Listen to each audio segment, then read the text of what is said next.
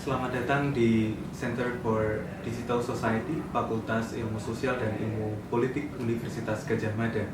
Pada hari ini kita memiliki satu interview session bersama dengan tamu istimewa kita, yaitu Ibu Eliza Jamal. Beliau adalah Wali Kota Banda Aceh dan hadir bersama dengan kita untuk melakukan interview session.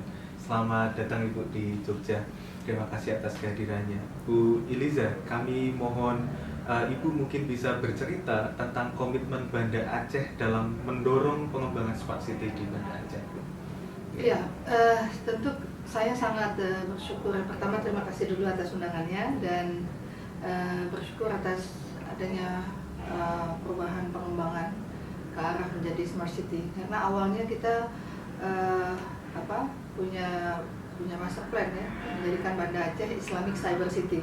Kemudian sekarang kita akan transformasi ke Banda Aceh Islamic Cyber City. Nah, kenapa Islamic? Memang kita daerah menerapkan syariat dan kita tidak ingin orang beranggapan ketika kita menegakkan syariat seakan-akan tidak bisa digabungkan dengan penerapan ICT di Banda Aceh. Tapi ternyata ketika kita menerapkan sistem elektronik, baik itu untuk government, masyarakat, sosial dan masyarakat, ternyata justru percepatan pembangunan, transfer knowledge dan sebagainya ini terjadi sesuatu yang lebih cepat gitu, yang kami rasakan. Dan master plan Banda Aceh Islamic Cyber City kita dibantu oleh BPPT ketika kita membuatnya.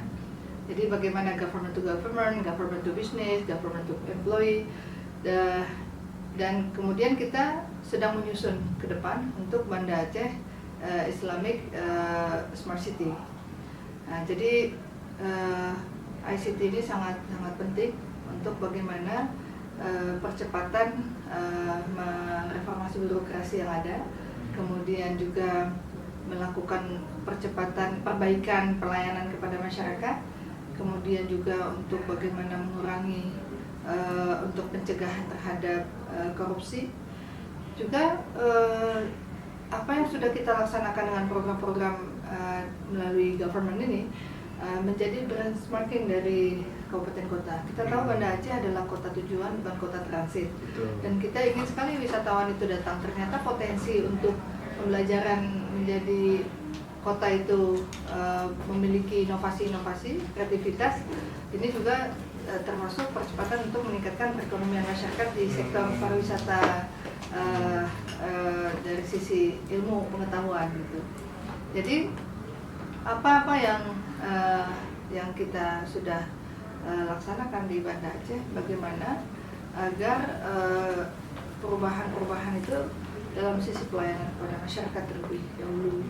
Jadi kalau dulu sistemnya mungkin harus antri panjang, nah sekarang masyarakat kalau mengurus izin hanya perlu dia membuka website, kemudian dia menentukan waktunya, kemudian dia datang dan tidak perlu tunggu lama, langsung bisa mendapatkan pelayanan yang maksimal.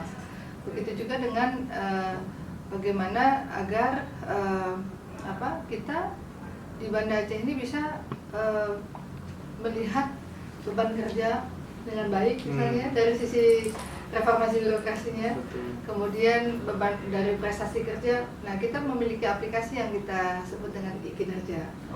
Jadi e-kinerja ini sangat bisa memberikan kemudahan bagi kami menjadi pemimpin yang adil, karena siapa yang bekerja maksimal akan mendapatkan tunjangan prestasi kerja yang baik, dan siapa yang tidak bekerja tentu mereka mendapat standar yang biasa gitu. Dan kemudian kita akan bisa lebih paham dia melakukan apa dari setiap waktu, dia bertemu dengan siapa, dan apa dia lakukan, semua terrecord dengan cukup baik. Jadi ini juga menjadi jejak dari keberhasilan atau kegagalan dan sebagainya, rekam jejak yang baik untuk proses sebuah pembangunan di Banda Aceh. Baik, ternyata luar biasa. Kita sudah ketahui bersama komitmen dari Kota Banda Aceh untuk mendorong smart city di kota ini. Tadi sudah disampaikan oleh Ibu Eliza, Banda Aceh bahkan sudah memiliki master plan untuk pengembangan smart city. Dan tadi juga sudah disebutkan manfaatnya pun sudah dirasakan oleh masyarakat di Banda Aceh dengan kemudahan pelayanan dan lain sebagainya. Dan poin terakhir yang cukup penting adalah Banda Aceh memiliki satu sistem yang mungkin juga menjadi percontohan daerah-daerah lain, yaitu e-kinerja, yang mungkin bisa mendorong daerah-daerah lain juga untuk meniru apa yang sudah dilakukan Ibu Eliza dan kesuksesan yang sudah dicapai oleh beliau di Banda Aceh, untuk kemudian manfaat ini bisa dirasakan lebih banyak orang. Terima kasih atas perhatiannya, dan kita ketemu lagi di kesempatan yang akan datang. Terima kasih Bu Eliza.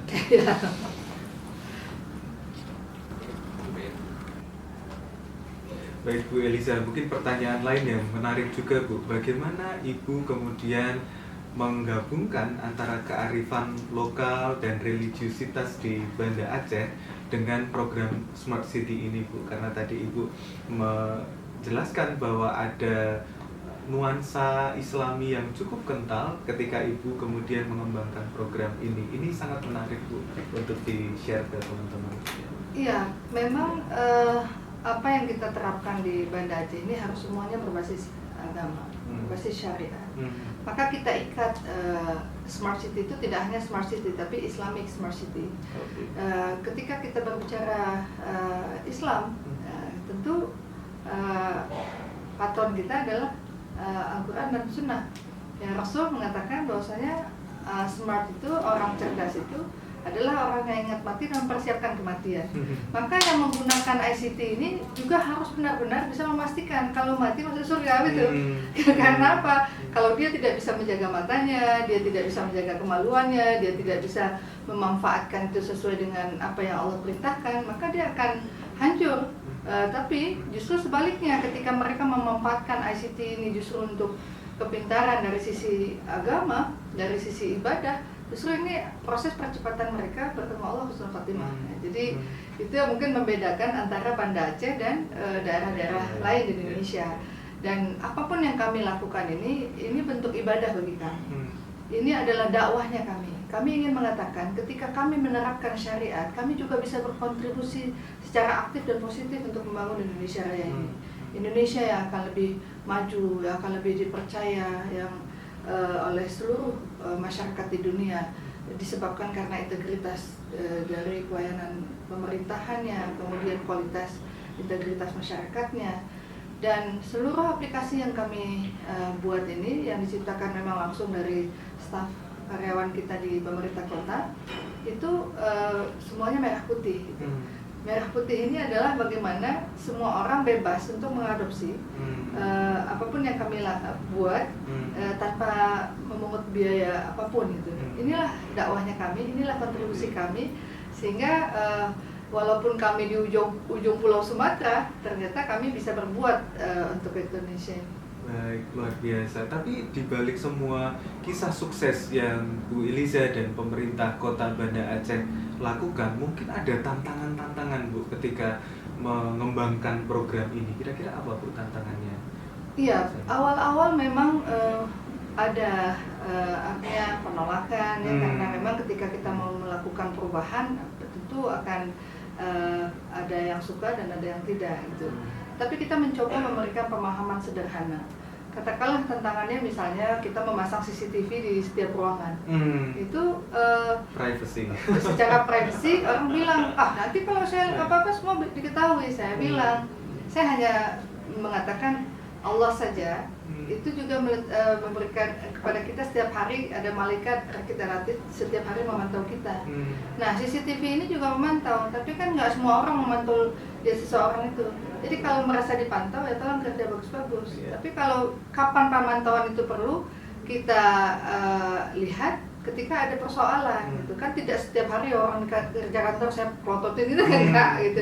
Tapi semua orang merasa diawasi. Tapi walaupun ada yang diawasi, merasa diawasi, sudah diawasi juga tidak mau melakukan perubahan-perubahan itu. Jadi memang tantangan itu. Dan kemudian Banda Aceh ini kan tidak seperti mungkin Surabaya, Bandung yang merupakan kota metropolis seperti Jogja. Tapi kami hanya kota sedang yang luas wilayahnya kecil sekali dan APBD kami juga kecil, tidak besar. Tapi dengan dengan ujian itu, dengan kekurangan itu justru kami melakukan inovasi-inovasi ini agar percepatan itu dan program yang efisiensi, tepat sasaran itu bisa kami wujudkan. Jadi ini tantangan. Tapi yang paling penting adalah political will, komitmen, istiqomah, secara berkelanjutan, sustainability-nya. Jadi setiap ada komitmen itu, saya pikir apapun tentu kita akan bisa lakukan. Jadi walaupun ada penolakan, walaupun ada ketidaksukaan, asal yang kita lakukan adalah kebenaran, maka tidak perlu takut dan tidak perlu ingin populer. Jadi populer itu ya nanti datang sendiri kalau semua itu sudah ready, sudah jalan, dan semua orang akan bisa merasakan oh punya manfaat yang besar. Tidak waktu kita memimpin, tapi setelah kita nanti memimpin, karena baik tidak baik kita itu kan bukan di awal tapi di akhir nantinya. Dan yang penting kita harus memastikan membantu semua diri kita dan stakeholder yang ada dan masyarakat kita untuk benar-benar hidup itu dengan kemauannya Allah, bukan kemauannya kita. Baik, menarik sekali pembicaraan kita hari ini. Jadi kita sudah mengetahui bersama bahwa ada komitmen yang sangat kuat dari pemerintah Kota Banda Aceh untuk mengembangkan Smart City.